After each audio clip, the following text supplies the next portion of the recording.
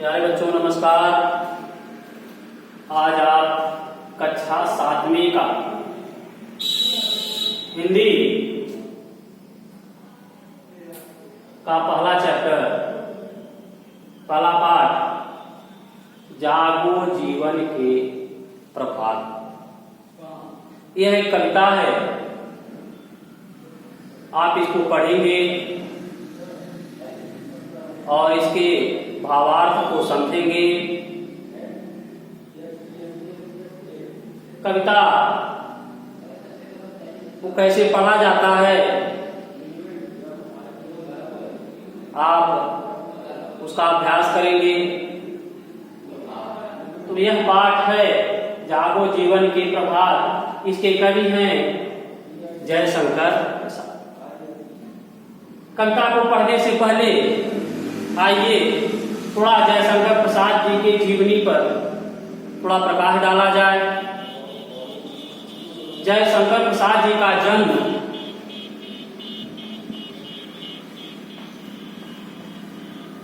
1889 ईस्वी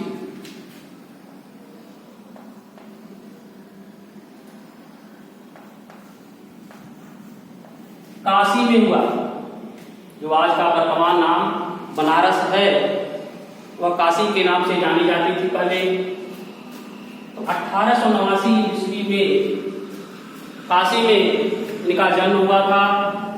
कहीं कहीं भ्रांतियां हैं। 1889 किताबों में 1890 भी मिलता है। तो जो भी आप याद कर सके 1889 या 1800।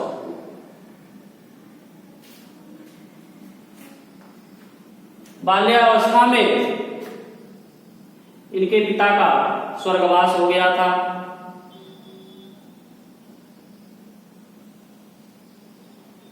यह केवल 8वीं तक ही शिक्षण कार्य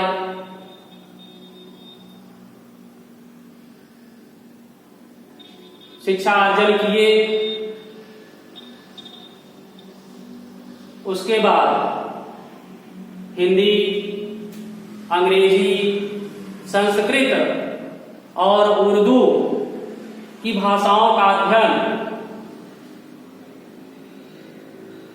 स्वयं घर पर ही किए। 15 वर्ष के उम्र में इन्होंने कविता पाठ शुरू कर दिया।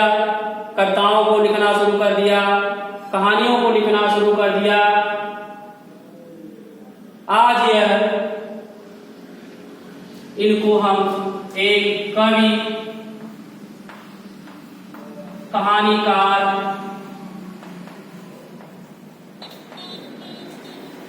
उपन्यासकार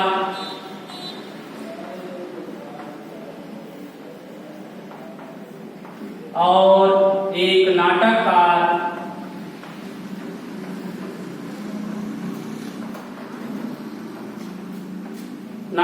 के रूप में जानते हैं। आइए इनकी कुछ रचनाओं को देख ले। इन्होंने कौन कौन सी रचनाएं लिखी हैं, एक छोटी सी कविता के माध्यम से यहाँ लिख रहे हैं। आप चाहे तो याद कर लीजिए। आंसू, झरना, अलग अलग है सब। आंसू, झरना, अरु लहर, अरु अलग है, लहर अलग है। अरु लहर, आंसू, झरना, अरु लहर, प्रेम पथिक, प्रेम पथिक, चित्रधार, चंद्रगुप्त,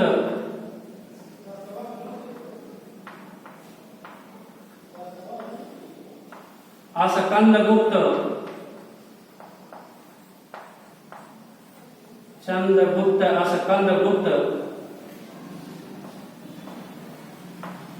रचे जयशंकर प्रसाद।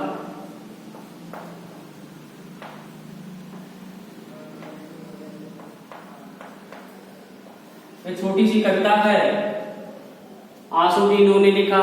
इनके जीवन में जो कठिनाइयां आई उन्होंने इस कविता के माध्यम से लिखा है। इसमें झरना और लहर, जो ये आपकी पंक्तियां हैं, जागो जीवन की प्रभात, ये लहर से ही ली गई हैं। प्रेम पथिक चित्रधार, इनके 2 नाटक हैं, चंद्रगुप्त, स्कंदगुप्त, ध्रुव स्वाग्नि, ये सब नाटक हैं। और यहाँ लिख दिया गया है जयशंकर। इन्होंने कामायनी नामक एक महाकाव्य की रचना किया है।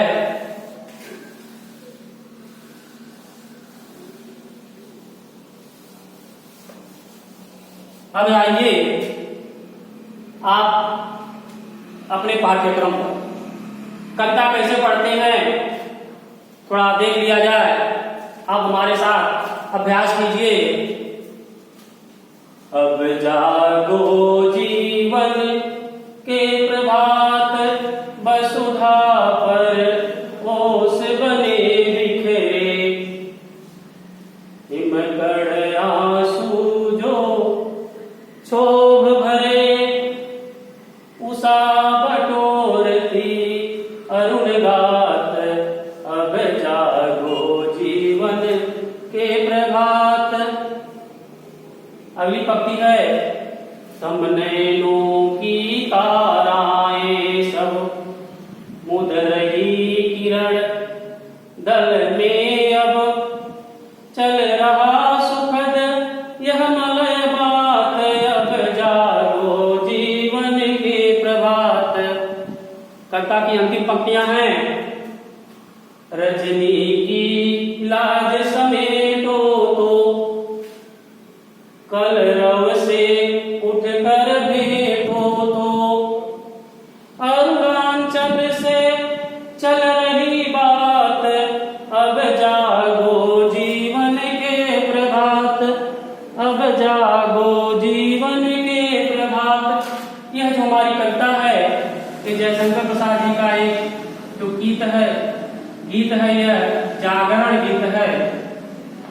जयशंकर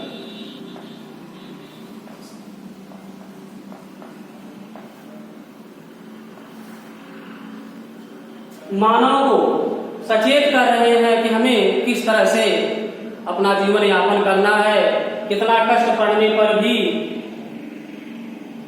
चाहे जितना भी कष्ट पड़े, एक दिन हमको सुख हमारे जीवन में जरूर आएगा। आइए चारों जो प्रथम पंक्तियां हैं 4 लाइन की, इसके भावार्थ को देखा जाए तो सबसे पहले आप संदर्भ लिखेंगे।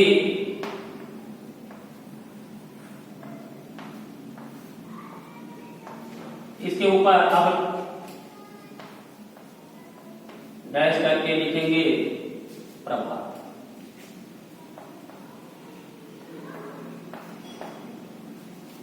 अब पीछे संदर्भ प्रसंग भावार्थ कैसे लिखा जाता है जानते भी हैं, थोड़ा सा देख लिया जाए। प्रस्तुत पद्यांश हमारी पाठ्य पुस्तक, आपकी जो पुस्तक है उस पुस्तक का नाम है भाषा सागर।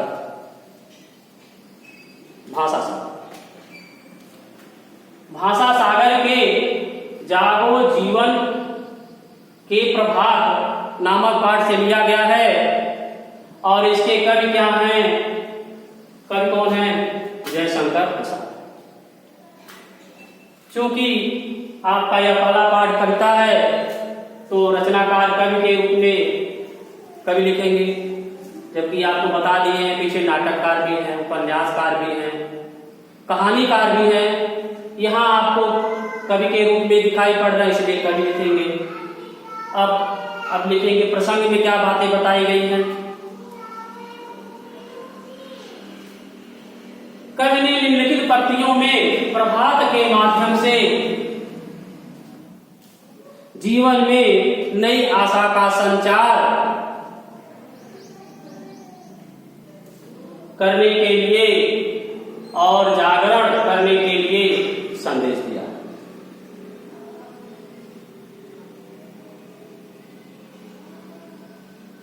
अब इसके भावार्थ में देखें सबसे पहले छोटे छोटे जो इसके शब्दकोश हैं, वसुधा माने होता है पृथ्वी, हिमकण माने होता है बर्फ के कण, उषा माने प्रातः, अरुणगात, अरुण माने हमारे सूर्य देव हैं, तो यह लालिमा युक्त गात माने शरीर। तब नैन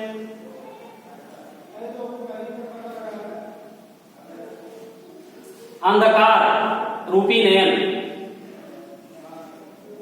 मलयमार्ग कार शीतल वायु, रजनी, रजनी का रात्रि से लिया जाता है। अरुणाचल पूर्व दिशा, अरुणाचल पूर्व दिशा, इसका अर्थ हुआ। इस तरह से इनके जो शाब्दिक अर्थ हैं वो देखें। अब आइए इसके भाव। प्रस्तुत पंक्तियों में कवि ने नवजीवन के प्रभात में जागने का आह्वान करता है और कहता है, हे मानव, पृथ्वी पर, वसुधा माने पृथ्वी, पृथ्वी पर ओस और बर्फ रूपी जो दुख के कारण दिखाई पड़े, पृथ्वी पर जो वसुधा पर हमारी पृथ्वी है उस पर ओस और हिमकण माने बर्फ के जो कारण दिखाई पड़ रहे हैं, जो दुख दिखाई पड़ रहे हैं, वसुधा और वसुधा पर ओस और हिमकण के, हिमकण रूपी जो दुख के कण दिखाई पड़ रहे हैं, कारण दिखाई पड़ रहे हैं, वह समाप्त हो गई है। उषा बटोरती अरुणगात, अब प्रातः हो चुकी है। उषा माने प्रातः काल, उनको क्या कर रही है, बटोरने का काम कर रही है, उनको प्रकाशित करने का काम कर रही है। अब जागो जीवन के प्रभात, हे मानव, तुम जाग जाओ और अपने जीवन में नई आशा का संचार करो।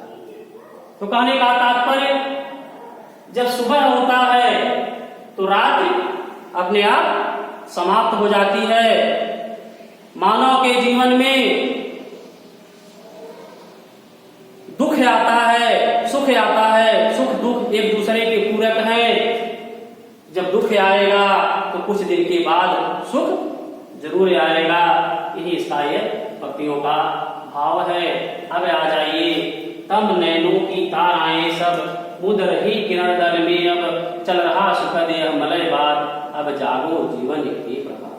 तब नैनों की ताराएं, अब देखिए सूर्योदय हो चुका है। जब सूर्योदय हो चुका है तो अंधकार समाप्त हो गया, रात्रि बीत गई। तो जब सूर्य का प्रकाश आया, जब किरणें प्रकाशित हुई, सूर्य दिखाई पड़ा, तो अपने आप जो रात्रि है वह खत्म हो गई। तो हमारे अंदर जब हमारा जो दुख हमारे अंदर है तो एक सीमा होती है दुख की। जब दुख है, दुख के बाद सुख आना स्वाभाविक है।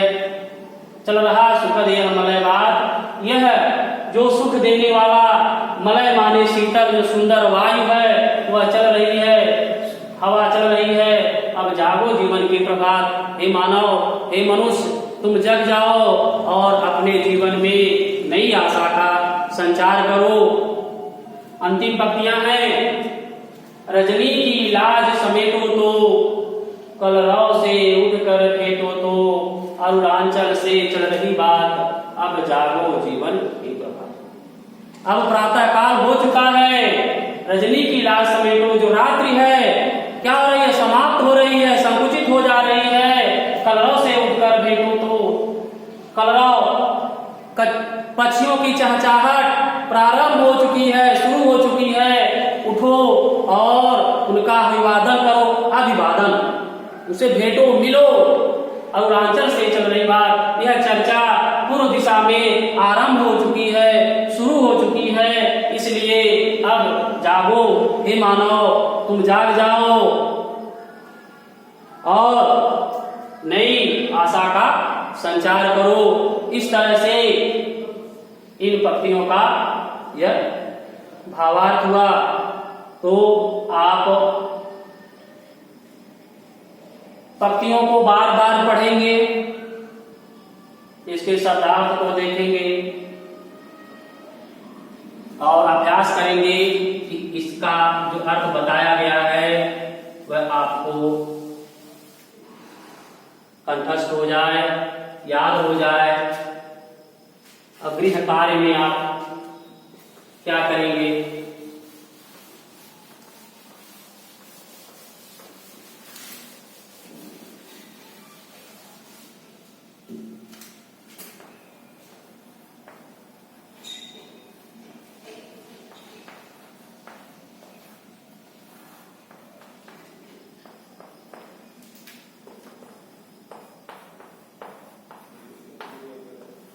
कविता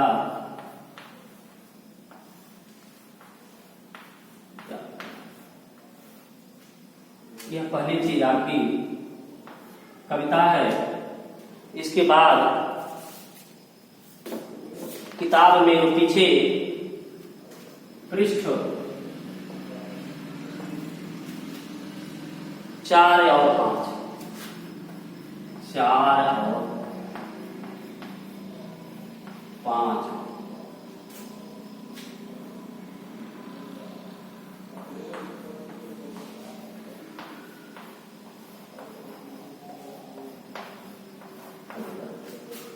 देखिए, आपकी किताबों में, आप किताब ले लीजिए विद्यालय से, इसमें